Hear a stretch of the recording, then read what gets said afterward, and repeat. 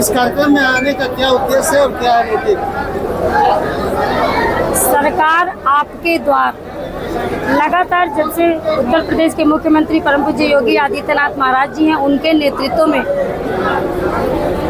अब तक 60 जनपद से ऊपर में जा चुकी हूँ और लगातार जनपद जनपद में जा कर के, चूँकि मैं अपने विभाग की समीक्षा भी करती हूँ, अधिकारियों से बात भी करती हूँ, अपने काम की भी समीक्षा करती हूँ और उसके बाद एक दलित वर्ग से दलित की बेटी को उत्तर प्रदेश के मुख्यमंत्री परम पूज्य योगी आदित्यनाथ जी मुझे ग्राम विकास मंत्री बनाया है, तो निश्चित रूप से मैं अपने दलित समाज के बीच भी जा कर के और अपने दलित लोगों से चौपाल भी करती हूँ, उनकी समस्याओं को भी सुनती हूँ, उनके समस्याओं का निराकरण भी करती हूँ। और आज तो मैं गाजीपुर को बहुत धन्यवाद दूंगी कि यहाँ पे सैकड़ों की संख्या में दलित जनप्रतिनिधि प्रधान यहाँ पे उपस्थित और टोल टैक्स से ही मेरा स्वागत करते हुए यहाँ तक लेके आए हैं, तो बहुत मैं धन्यवाद दूंगी। धन्यवाद मैं शैलेश जी का भी दूंगी कि ये कार्यक्रम इन्होंने इस तरह का बनाया, इसका स्वरूप दिया कि इस तरीके से इतने सारे एक साथ हमारे गाजीपुर के दलित भाइयों के साथ, दलित बहनों के साथ मुझे अपना बातचीत करने का, संवाद करने का अवसर मिला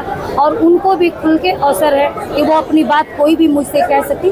पिछले समय में, पिछली सरकारों में मंत्रियों विधायकों से कोई मिल नहीं पाता था, उनसे मिलना कठिन काम था। आज हमारी सरकार स्वयं हर जनपद जनपद, गांव गांव जा करके अपने सारी योजनाओं को भी ठीक प्रकार से देखना, अपनी सरकार के क्रियाकलापों को भी ठीक प्रकार से देखना और गांव के गरीब जनता तक पहुंच करके उनके उत्थान और विकास के लिए भी बात करना, उनको सीधे अपने आप से जोड़ना, उनके सीधे समस्याओं को सुनना और उनकी समस्याओं का निराकरण कराना, ये सारा हमारी सरकार का काम है। और हम लोग उसी के तहत सरकार आपके द्वार के माध्यम से मैं सभी जनपद जनपद लगातार जाती रहती हूँ और अपने दलित समाज के बीच भी जाती रहती हूँ, क्योंकि मैं एक दलित की बेटी हूँ और मुझे इतना बड़ा सम्मान मिला है कि उत्तर प्रदेश के विधानसभा में कोई दलित की बेटी, गरीब की बेटी, जो ऐसे परिवार से जिसका कभी कोई राजनीतिक बैकग्राउंड ना हो, ये भारतीय जनता पार्टी है और ये योगी जी की सरकार है जहाँ पे मैं ये मंत्री बन के बैठी हूँ। ये मोदी जी की सरकार है जहाँ पे मैं मंत्री जी। मैडम, खाद के लिए किसान परेशान है, उसके बारे में आप क्या कहना चाहेंगे? नहीं, जहाँ की पर्टिकुलर परेशान बिल्कुल कहीं कोई नहीं है। अगर कहीं कोई समस्या कहीं भी है तो आप मुझे अभी बताइए और मैं तत्काल अधिकारियों से बात करके, अगर नहीं किन्हीं कारणों से पहुँच पाया होगा, तुरंत पहुँचेगा। ये कह दीजिए कि किसानों की कोई तकलीफ है तो कहीं कोई तकलीफ नहीं है, कहीं दिक्कत अगर कहीं किसी कारण से है तो आप तुरंत मुझे बताइए कहाँ है, मैं उसको पूरा कर दूँगा।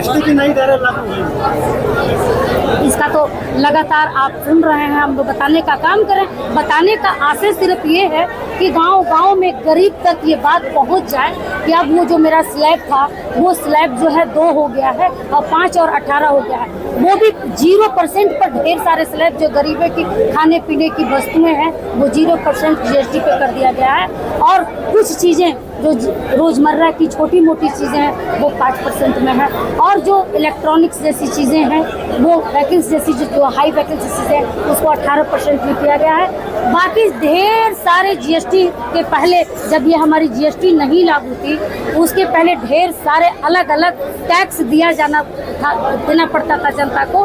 तो एक स्लैब में 4 चरण में पहली बार में हुआ, लेकिन उसके बाद से उसको धीरे धीरे हम 2 चरणों में कर दिए हैं। जनता को बड़ी राहत है, व्यापारियों को बड़ी राहत है, किसानों को बड़ी राहत है, गरीबों के लिए भी बहुत राहत है। सब बहुत खुशहाल हैं और धन्यवाद दे रहे हैं मोदी जी। 27 में क्या स्थिति रहेगी भाजपा की? बहुत अच्छा, 27 में भारतीय जनता पार्टी ही आ रही है और हमारी सरकार बन रही है। विपक्ष कर रहा है कि भाजपा जाएगा और सपा में शांति आएगी। देखिए, विपक्ष को कहने के लिए कुछ भी चाहिए ना। जब करने का समय था तो कुछ नहीं किया, लेकिन कहने के लिए चाहिए। और आप भी ये मानते हैं कि पूर्वांचल को तो अछूत समझते थे, पूर्वांचल की तरफ उनको कोई काम करना ही नहीं था, लेकिन आज हमारी सरकार है कि पूर्वांचल का कोना कोना बिजली से भी रोशन है, सड़कों से भी रोशन है, अस्पतालों से भी रोशन है, मेडिकल कॉलेज से भी रोशन है, हवाई अड्डों से भी रोशन, तो हर प्रकार से। विपक्ष का पीडीए बनाने का मकसद क्या है? विपक्ष के बाद कोई पीडीए नहीं है, वो गुमराह करके कुछ लोगों को जोड़ना चाहता है। अब पीडीए के हमारे सारे लोग जान चुके हैं, अल्पसंख्यक समाज भी जान चुका है कि एक जाति के लोग ही मुख्यमंत्री और सारे पदों पे रहेंगे, अल्पसंख्यक समाज को भी कोई जिम्मेदारी मिलने वाली नहीं है, सिर्फ उनको वोट बैंक समझा जाता है। दलितों का संरक्षक कौन है? दलितों की हित किसमें है, किस पार्टी में? निश्चित रूप से भारतीय जनता पार्टी में है। आज तक जो है दलितों के गांव-गांव में जितना आवास दिया गया, दलितों के घर जितना शौचालय दिया गया, आज दलितों के घर में बिजली लगाई जा रही है, दलितों को पेंशन दिया जा रहा है। आज दलित के बच्चे जिन विद्यालयों में पढ़ते हैं, प्राथमिक विद्यालय जो कायाकल्प करके चमचमा रहा है, दलितों के बच्चों को पैसा दिया जा रहा है उनके अभिभावकों के खाते में। आज उनके बच्चे अपने लक्ष्य को उड़ान दे, तमाम कल्याणकारी योजनाएं जो दलितों के लिए इतनी सरकारें आई गई। अरे पूर्ववर्ती सरकारों में तो लोग कहा करते थे, उनके प्रधानमंत्री कहा करते थे केंद्र से 100 रुपया चलता है तो गांव में जाते जाते 10 रुपया और 5 रुपया बचता है। आज हमारी सरकार में केंद्र से 100 रुपया चलता है तो माताओं, बहनों, किसानों, नौजवानों सबके खातों में गरीब कल्याण की योजनाओं के माध्यम से 100 रुपया का 100 रुपया पहुंचता है। उसमें कोई बिचौलिया और दलाल नहीं है।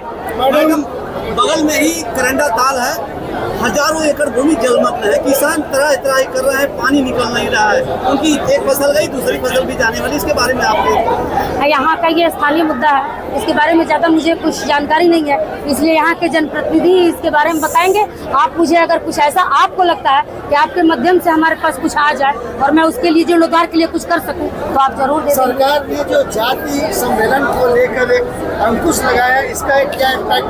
कैसा अंकुश लगाया? जिस तरह से जातियों का सम्मेलन नहीं किया जा सकता। योगी आदित्यनाथ जी ने नहीं, ये जाति पाति में बांटने वाली जो बात थी, हाँ, मुझे लगता है ये खत्म होनी चाहिए। हम सब भारतवासी हैं, हम सभी का ये राष्ट्र है, हम सभी का ये उत्तर भी आपका जाति पर आधारित ही था। बिल्कुल एक जाति के लोग नहीं थे। मैं आपको यहाँ पे विधायक बैठी हैं सुनीता सिंह, सुनिए, बिल्कुल अनुसूचित जाति की मंत्री हूँ मैं, तो अनुसूचित जाति के मेरे भाई, मेरे परिवार के सदस्य मेरे पास क्यों नहीं आएंगे भाई? उनकी मैं मंत्री हूँ, वो मेरे पास आएंगे। धन्यवाद, धन्यवाद, धन्यवाद।